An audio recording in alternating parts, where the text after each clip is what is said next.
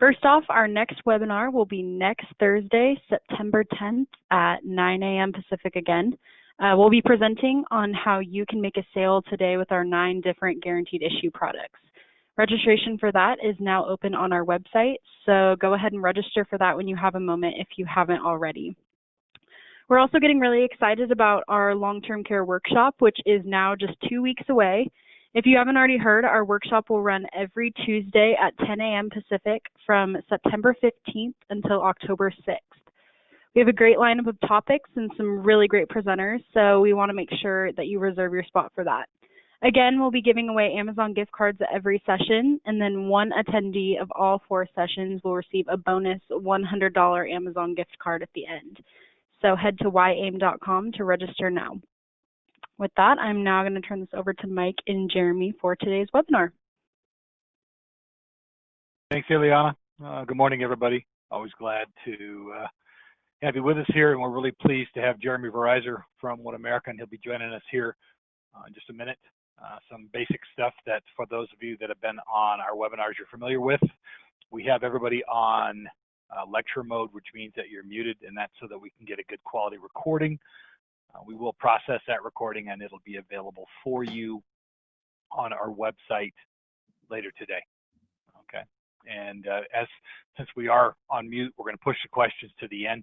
We will have plenty of time at the end and take questions on any and everything that you have for Jeremy, up to and including whether the Big Ten will end up playing football this fall rather than pushing it to the spring. So, with all of that said and a little sense of humor, I'm going to go ahead and turn this over to Jeremy Verizor for what will be a really interesting and informative opportunity with OneAmerica and their products. Jeremy, take it away.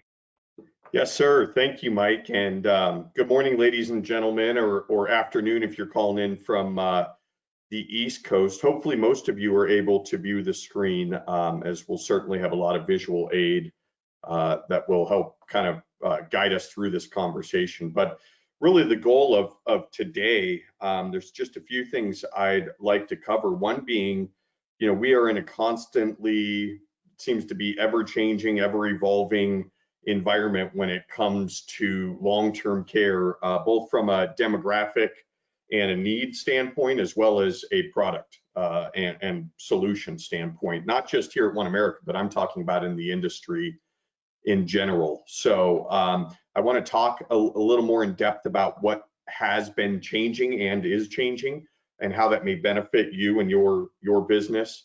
And then, my goal today is not to just do a OneAmerica product walkthrough. Rather, I'd like to highlight some key areas where we're seeing a lot of business and how we're seeing that positioned, again, with the ultimate end game being to help you grow your business. So without further ado, there's some disclosures for everybody who can speed read.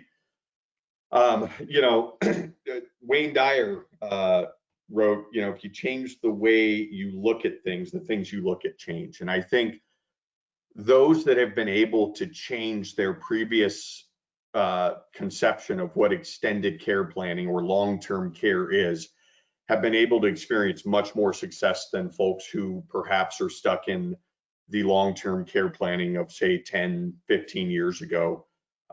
So just, if you can at all possible, some of you may be very familiar with the industry changes, others this may be new, and I'm not going to spend too much time on that. I think everybody here is very well aware that over the last, call it 5 to 7 years in particular, we've seen an enormous shift towards the adoption of, there are several names. We like to call it asset-based LTC, but you'll also hear linked benefit, hybrid LTC, and that really isn't too surprising. You've had an exodus from the traditional world, from carriers. At one point, we had well over 100 carriers offering the traditional long-term care insurance, and now we're down to, at least in the independent brokerage, just a handful.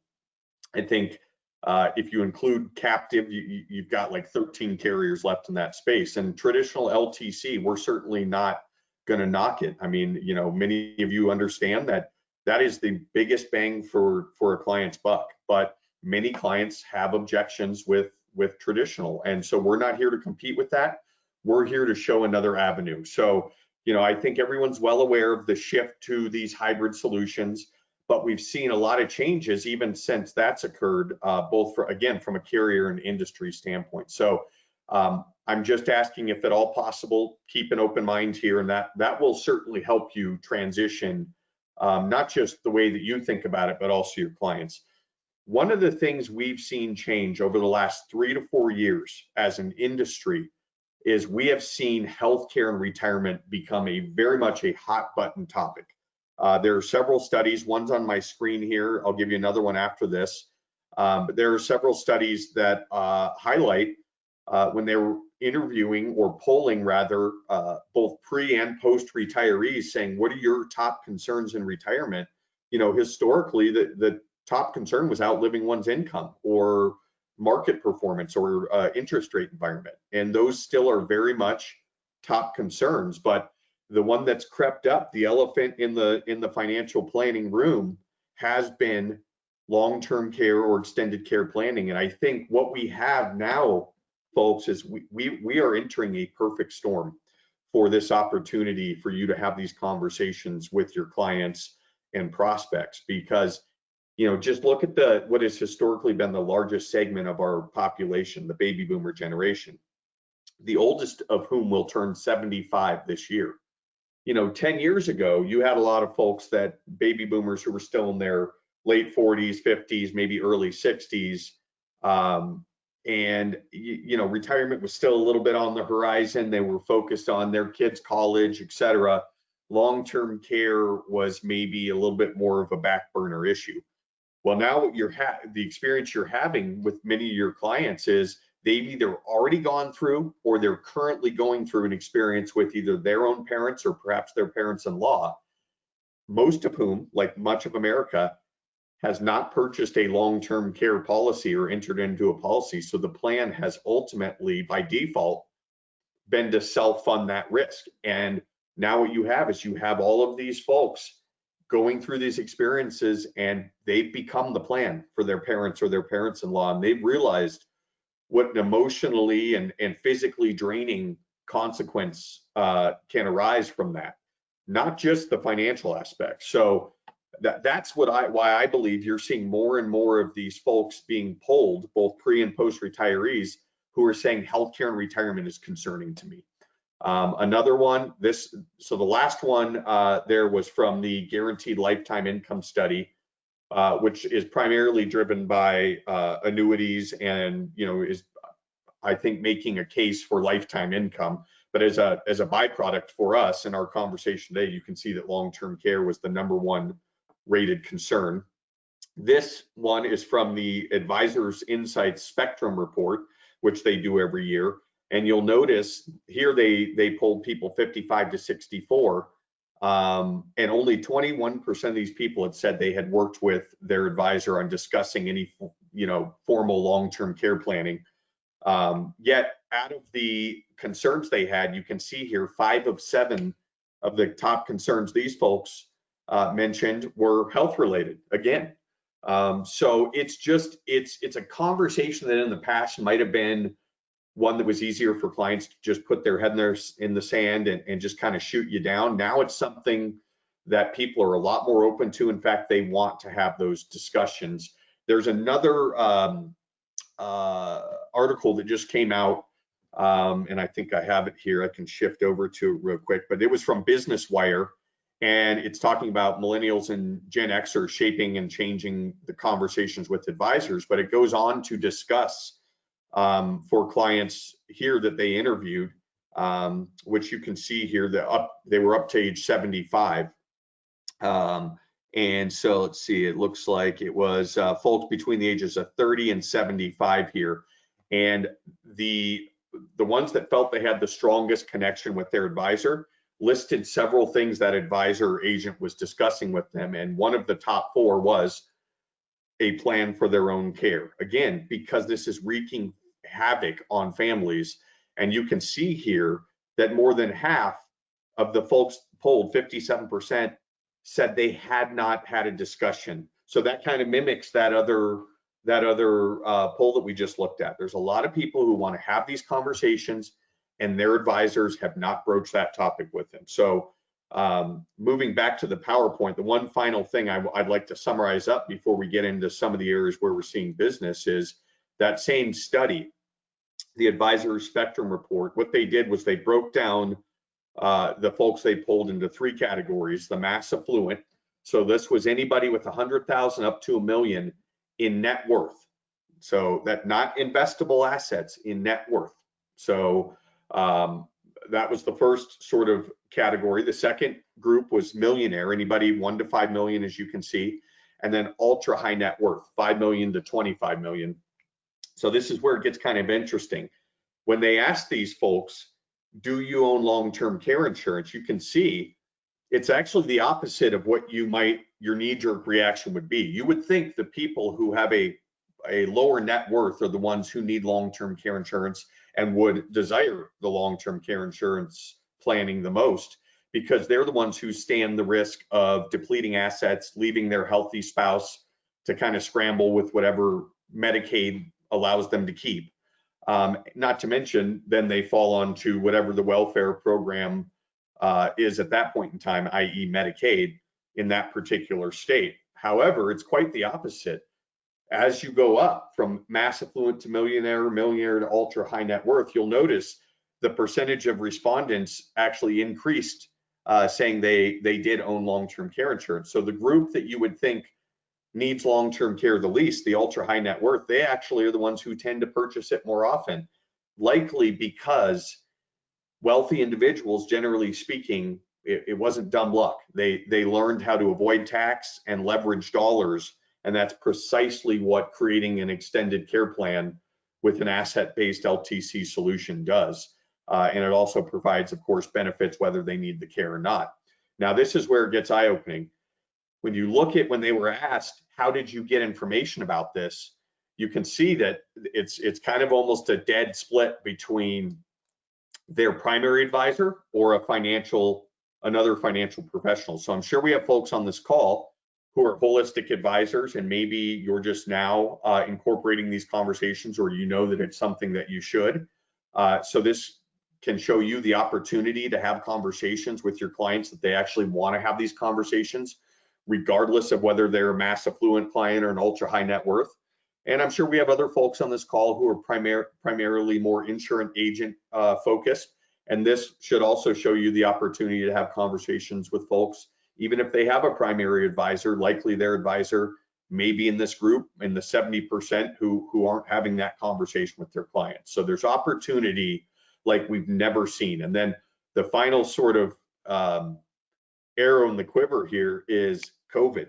You know, there's been a lot of discussion and a lot of media coverage about what the pandemic did to long-term care facilities, assisted living and nursing homes. So in-home care was already the most desirable type of care.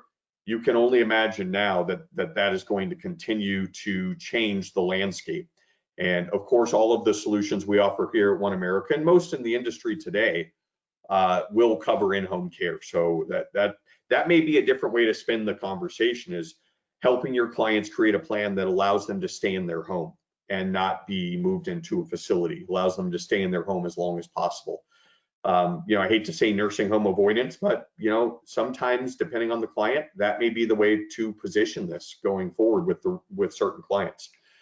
So here's where we're at. As we know, the vast majority of Americans, over 90% of people 65 and older, i.e. retirees, are currently self-funding any risk that they might have for extended care or long-term care, as it's also called, meaning they don't have a long-term care plan other than to liquidate assets.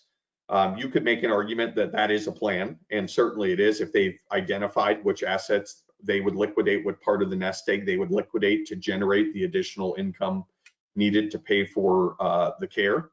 But most would just purely be self-funding, dollar for dollar, the risk.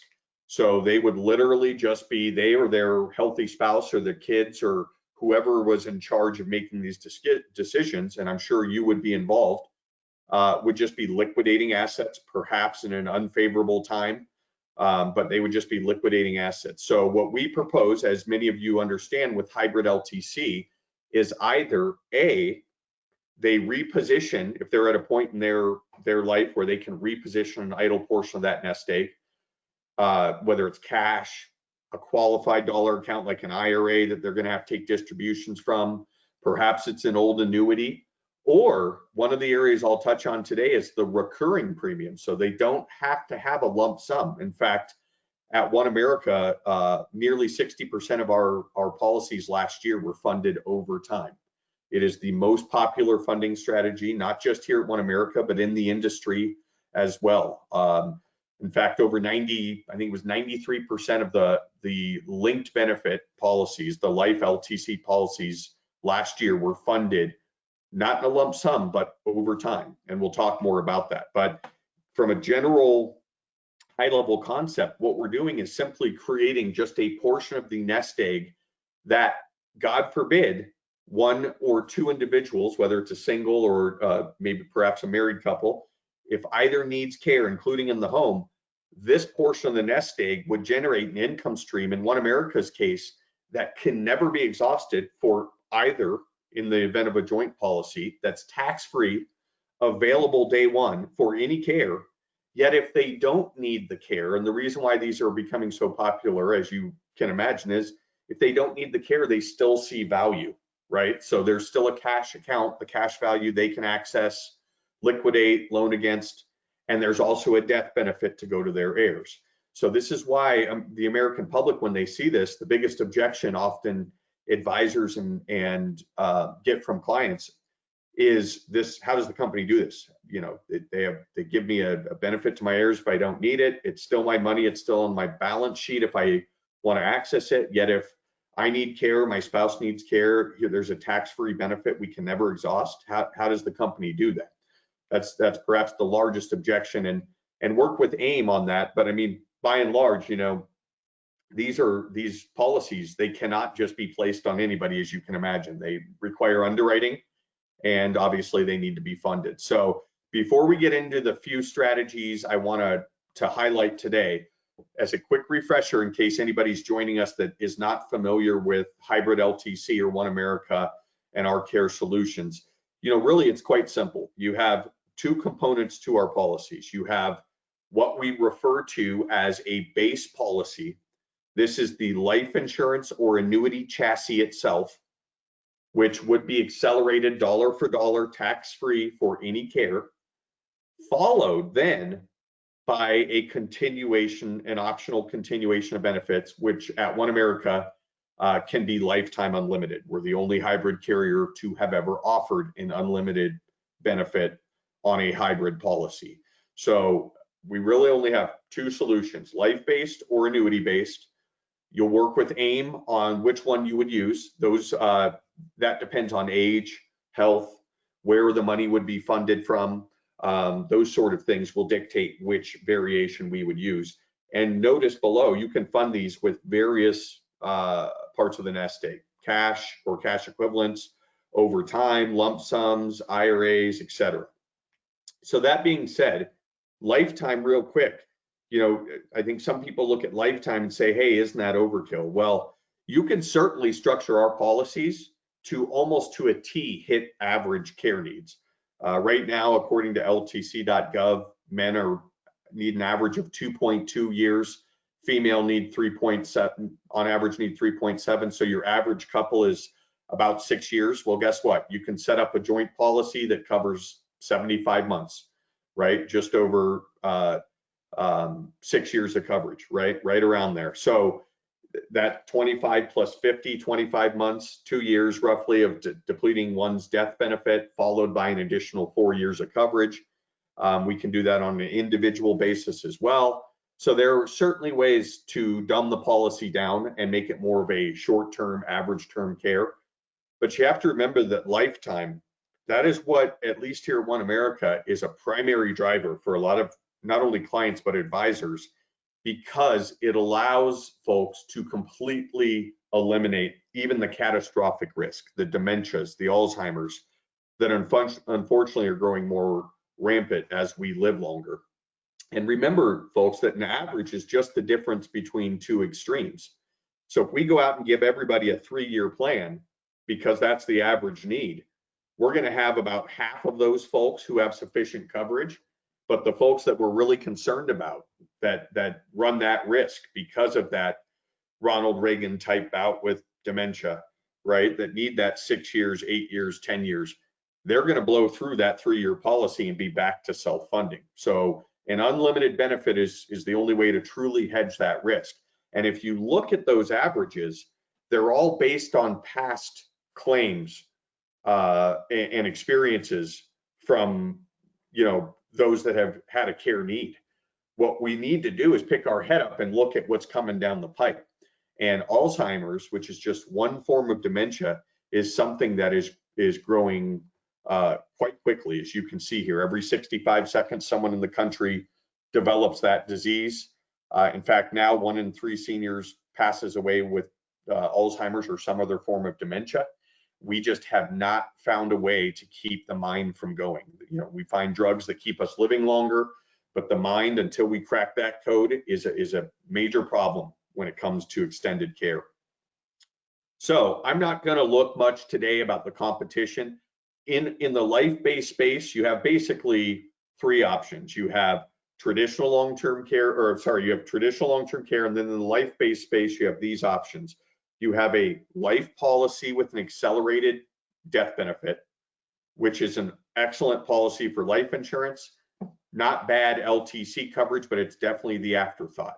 Then you have hybrid LTC or asset-based LTC, and most carriers here structure their policies on a 6-year plan.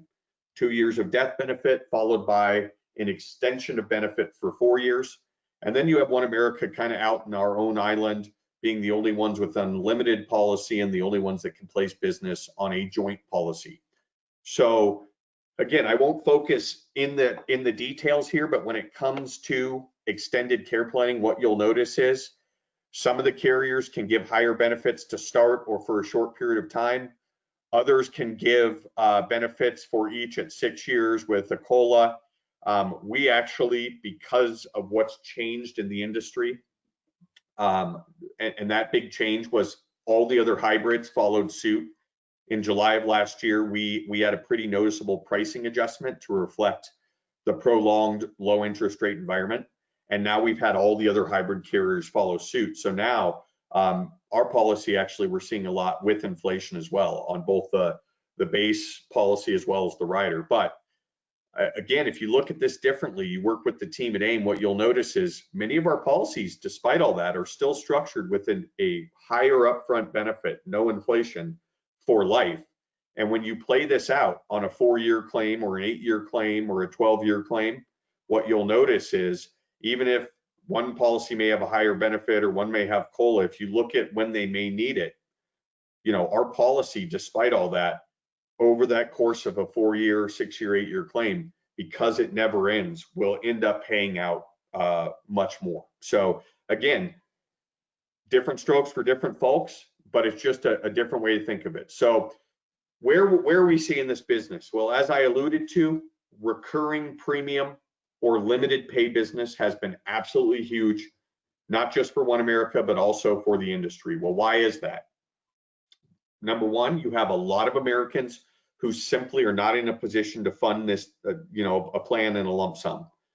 But perhaps they recognize this need, they just went through it or going through it with a loved one. And say like my wife and I were in our 40s, you know, we set up a 20 pay. So in 20 years, we're fully funded. Our premiums are fixed and guaranteed. Our policy, like all of our recurring premiums at OneAmerica, has an automatic waiver of premium. We're the only carrier in the hybrid space to offer that. And we build a cash value and have a death benefit and a lifetime benefit we can never exhaust. My wife and I actually threw COLA on our policy as well at 3% because we are only in our 40s. But notice, we can do a 5 pay, a 10 pay. That's very common amongst hybrid carriers. What is not common is a 20 pay. We're the only true hybrid carrier that can offer a 20 pay limited. You'll have other carriers that can do, say, a pay to 65, for example. But if you're 55, you you can only do a pay to 65, which would essentially be a 10 pay, right? We can do a 20 pay all the way up to our max issue age of 80. There's a COVID limitation on 70 at that right now. And then our most popular strategy is a true continuous pay. It's actually a pay to 95. There's only one other hybrid carrier offering. Theirs is a pay to 100. They do not have automatic waiver on their full premium. They can't write a joint. They don't have lifetime benefits either. So we're the only ones that have an automatic waiver, pay to 95, can write a joint, and have lifetime. So take a look at this. I encourage you to look at that because this will fit even your middle America clients, right? Because this can accommodate somebody who maybe needs to pay monthly, quarterly, annually, and wants the absolute cheapest premium out there. So here's just a quick example of a 53-year-old male and female on a recurring premium. They're paying, roughly $5,800 a year, fixed and guaranteed. And this provides them each $5,000 a month for life day one. I'm not showing COLA on this, but of course you can add an inflationary factor. So that just gives you a quick visual example. As I mentioned, automatic waiver premium on the entire policy. Where do we see this business? Generally speaking, the bulk of our recurring or limited pay business tends to be people 40 to 70. People who are still earlier on in their careers, they don't have the lump sums to fund this. And again, maybe it's just middle America, or perhaps you're their advisor and this is these assets are under your management. You certainly wouldn't want to cannibalize this. So you keep the supervision of that asset and just peel income off of that AUM to fund, some period of time of premium. It could be somebody who, again, maybe they have a bunch of qualified money and they're approaching RMDs and you want to keep the assets where they're at, the qualified money where it's at, and peel off RMDs to fund it. That's another thing we've seen quite a bit of.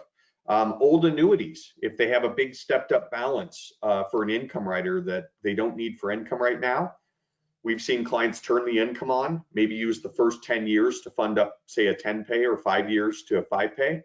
And then after that's paid up, then they use the income.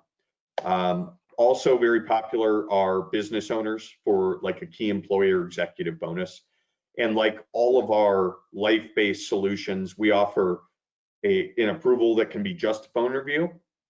We also offer full traditional underwriting for folks who have substantial health issues. So work with the team at AIM. If you've got folks that have health issues and you're trying to pre-screen them to see if they'd be candidates, I can tell you that if we cannot get them approved, nobody else, no other carrier in the industry will approve them on a life-based chassis.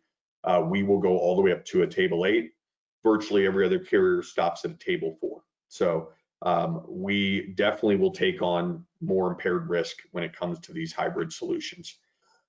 The second strategy that we continue to see growth in, and I believe we'll continue to see more and more, are the use of qualified funds as a reposition portion of those qualified assets. So if you look at qualified money, in 2018, the second quarter of 2018, there were $9.3 trillion in just IRAs, not qualified money as a whole, just IRAs alone, which accounted for about a third of the total retirement market assets. And when they surveyed these folks that own these, that were taking withdrawals, this is interesting, but it should tell you something. 72% of these people were calculating their withdrawal based on the RMD calculation. So like many of you probably have already experienced, probably at multiple occasions, a lot of these folks are taking distributions simply because they have to. And so they're just taking the RMD because that's what's required. So you couple that with what transpired with the Secure Act that went into effect January of this year. So not only people who own qualified portions of their nest egg that are going to be required to take distributions, but also anyone who inherits and is a non-spouse, inherits qualified money, that's going to be now forced to withdraw that money over the course of the next 10 years, period. Those are huge, huge indicators to look for. So people approaching RMDs that won't use them for income or don't need them for income, and anybody inheriting as a non-spouse inheriting qualified assets. So how is this different than, say, just taking distributions from the RMD to fund up maybe a 10 or a 20 pay? Or maybe you're looking at using an immediate annuity. That is not what we do here at OneAmerica. We're going to provide an immediate 20% bonus, number one, on the dollars that come over that are essentially rolled over to OneAmerica. We're going to provide a better cash value than if they funded it over time. And the reason why we see a lot of this business, ladies and gentlemen, just like a normal rollover for you, the client doesn't have to write out a check. You know, they don't feel like it's a big premium that they're having to place. They literally sign a transfer form to go from company A to company B, move it from pocket one to pocket two. So as many of you know, transfers are a lot easier than asking the client to write out a check. So here's how this actually works here at OneAmerica, and it's unique. Nobody else in the industry offers this. Let's say you have a couple, they're over 59.5. That's going to be your target market, really 59.5 to 80. And they've got qualified assets in their nest egg. They have no plan for extended care other than to liquidate that asset. And perhaps the qualified money would be something they would liquidate because it's going to require distributions anyhow. So we will do a trustee to trustee transfer of whatever portion of the qualified account. So it could be the husband's or the wife's. So let's say in this example, his husband's qualified account, maybe he's got 700,000 in total qualified assets, and we're going to peel off 150. So we're essentially rolling that to OneAmerica rather than pay tax on that, which of course we would never want them to occur. And that's what they would be doing if they needed care tomorrow, right? 150,000, if they're in a 25% tax bracket, that really becomes $112,500 after taxes. So here's what we do. We reposition the 150 through a trustee to trustee transfer. It's brought over to OneAmerica and housed in an IRA with the husband as the owner, his wife is the primary beneficiary. It's actually an IRA fixed deferred annuity. And immediately we give a 20% bonus right away. So they get an additional 30 grand. So right away, the 150 becomes 180,000 qualified IRA. No taxable event on the transfer. And now internally we use, and this is important, folks, we use a 10-year income rider that just simply spits off 1/10, so $18,000 a year, to fund behind the curtain. Client never sees this. It's essentially funding a 10-pay joint life with lifetime benefits rider on the husband and the wife. So all they see is the transfer. They see the $18,000 a year 1099, which will count towards their total RMD requirement. So if he had 700,000 in qualified accounts, and at some point in this 10 years, he reaches age 72 and has to take a distribution for RMDs, his CPA will be able to use the 18,000 to offset his total RMD requirement.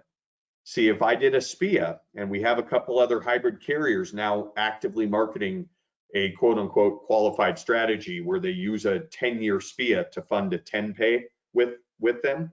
The problem with using a SPIA, an immediate annuity, is the IRS does not treat that the same.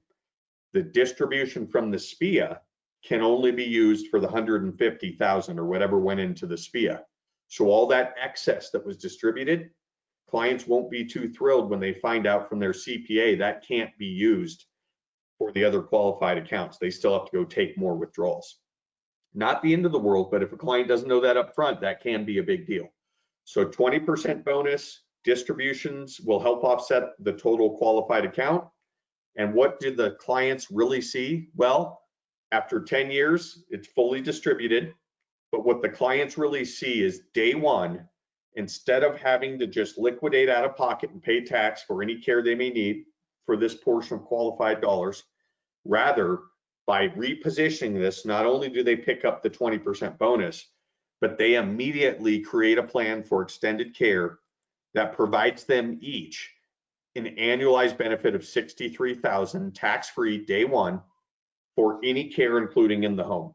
So the 150 now becomes the primary plan for extended care, at least for the lion's share of that, to provide $60,000 immediately tax-free for the husband or the wife. Even at the same time, they would each get their $63,000. And that works the same for all of our policies, you know, on a joint basis. The monthly benefit, and if you annualize it, whatever that may be, it's always available for each person. So what does this really look like on an illustration? Well, here's male 61, here's this female 60. The 150 would come over, and then when you look at the overview of benefits page, you would see the $18,000 on the 10-pay basis that's essentially being funded internally from the 10-year income rider. You would see the second to die death benefit, tax-free day one, should they not need care and both pass. And most importantly, you would see the monthly benefit per person. And notice it says even if they need at the same time, they would effectively get the monthly benefit each, so twice that amount of money. And all we did was annualize that monthly benefit to provide the $63,000 a year. So that's just another way you can show the client is, hey, $52.87 a month would be $63,000 and change a year. So that is what this would look like, ladies and gentlemen. Behind the scenes, you can see that the $18,000 is essentially funding the life policy and the lifetime rider together. So nothing out of pocket for the clients. Very, very, very popular strategy and only becoming more popular. The last thing I'm going to say before I hand this back to Mike is some of you may follow Wink, and they just provided their sort of evaluation of the annuity marketplace. And it's probably no big surprise that annuities as a whole are down. I believe it was 27% for the second quarter, you know, because of low interest rate environments primarily. It makes it very challenging for annuity providers. So now is also a perfect time to approach any clients who have existing annuities, particularly non-qualified annuities. And again, in a Gallup poll that was done in 2015, 5 years ago, of specifically non-qualified annuity owners, almost 3/4, 73%, said the primary reason they would use that non-qualified annuity was for catastrophic illness or nursing home care. So if you can approach these people and say, hey, there's a way to take that old idle annuity you're not using for income and make it tax-free for any care, including in your home. And by the way, you can even add a rider to extend those benefits even after the annuity would be depleted, even for up to a lifetime. Is that of interest to you? That is also a different avenue for clients that have old annuities. So that tends to be older clients, people with annuities that have substantial gain. Again, work with the team at AIM. So the three things really we highlighted today: recurring premiums, either on a limited pay like a 10 or a 20 pay, for example, or continuous pay, qualified assets, and old annuities or annuity-based solutions. Those are the areas where we're seeing the lion's share of the business here at OneAmerica and really the industry itself. So as I mentioned, the qualified or the annuities tend to be that older age group, 70 to 85. Last thing I want to talk about before handing it to Mike real quickly is reimbursement versus indemnity. I think there's a big misconception in this industry that indemnity reigns supreme. And I would be the first to admit, in a perfect world at OneAmerica, I would love if we could offer an indemnity feature on our policies. But you can imagine going to a room of actuaries and trying to convince them to provide an indemnity payout on a lifetime benefit, particularly in this low interest rate environment. So indemnity is not something we have any interest in pursuing. But I want to highlight something. Like anything else in the financial planning arena, what it ultimately comes down to is what the client's plan is. If the client's plan is truly to hire or pay the son or daughter, the family member, then without a doubt, a cash indemnity plan is going to be the type of policy that one would opt for, because that's the only type of policy that's going to allow you to get the cash each month, as long as you satisfy the need for the claim, and turn around and pay the son or daughter, right?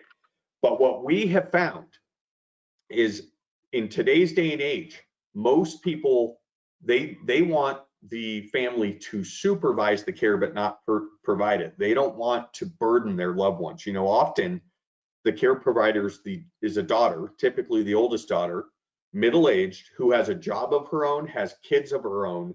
And what studies have shown, and you can go to caregiver.org and look at the section they have on caregiver health. We have other links we can provide. And I know that AIM will continue over the next 4 to 6 weeks to provide you some industry information from third parties. But you look at what happens to the family members who are tasked with providing the care, their own health suffers a lot. So for those that intend to hire a care provider and have their family just supervise that care, our reimbursement, I can't speak for all reimbursement, but our reimbursement at OneAmerica would actually reign supreme. Because unlike a cash indemnity, who's just going to give the family a check, and then the family has to look at the bills, and if they're hiring a care provider, they have to pay them each month. We offer bill administration, and that's the way virtually all of our folks on claim opt for, is to use our bill administration. So if I have an in-home care or facility provider, that provider just bills OneAmerica directly. So unfortunately in the industry, there's a misconception that reimbursement means you got to front the cost, you got to collect receipts, submit them. We don't see that, ladies and gentlemen. That would actually be indemnity if you were hiring a legitimate care provider, because indemnity won't pay the provider directly. An indemnity contract, they will just send the cash to the power of attorney or whoever, the healthy spouse. We will work with the care provider directly. So it's very important to know that difference. Which one's right depends on the ultimate plan for the family and the plan for care. Hopefully that makes sense. As many of you know, we're an A+ rated carrier. We're a mutual carrier, which continues to fare us well in low interest rate environment. We don't have to focus on quarterly earnings for stockholders. We are focused on the policy owners who effectively own the company. So with that being said, Mike, I'm going to hand it back to you. I don't know if there's time to address questions. And as I do that, I'll just put your information up here and the number, although I'm quite certain most folks on the call have that number. I think they do. And great job, Jeremy. Appreciate that. So takeaways for you here, and then we are going to open this up for questions. So here's your list of takeaways. Number one, get yourself contracted. Don Erickson and I are here this week. You can get a hold of either one of us. We can get the contracting paperwork out to you right away, so you're set to go. All right, that does a couple things. Number one, it gets the process started that doesn't just happen with the snap of a finger. And number two, it actually keeps you in compliance with the commitment that you make to the carrier, because if you read very closely these carrier contracts for anybody, they basically say that you're not supposed to be out there running around talking about these products until they have you appropriately licensed and they verify your credentials. So number one, get that contracting knocked out. Number two, start evaluating your prospects. Start looking at people. Yes, there's a lot of situations where you know a lot more about these prospects than you may realize that you do. So evaluate them and be realistic. Okay, the fact that a prospect that you know that they've got an annuity there sitting there with that's got a chunk of money doesn't necessarily mean that they want to pry loose of it. So have a realistic conversation about them, because the continuous pay options that OneAmerica has are fantastic as well, and it doesn't put them in a situation where it looks like you're trying to, get them to do something that they may not want to do. And number four, and this is where all the call to actions boil down to. Get started. Okay, so let's open this thing up for some questions. Going to try to unmute folks. I know that a lot of you are self-muted, which we appreciate that. So if you do have a question and you are self-muted, go ahead and unmute yourself. But if you're going to do that, we ask you to there you go. If you're not going to ask questions, to mute yourself so that we're not overwhelmed with CNN in the background and the dogs barking, etc. So we do, okay, nothing question there. All right, so anybody with questions? That's fantastic job, Jeremy. Quick reminder, next webinar is next week on September 10th, 9 a.m. And September 10th is a Thursday. That's a little bit different date for what we typically do. And on that particular webinar, we are going to talk about the many, many guaranteed issue opportunities that we have for agents. So anyway, anybody with questions?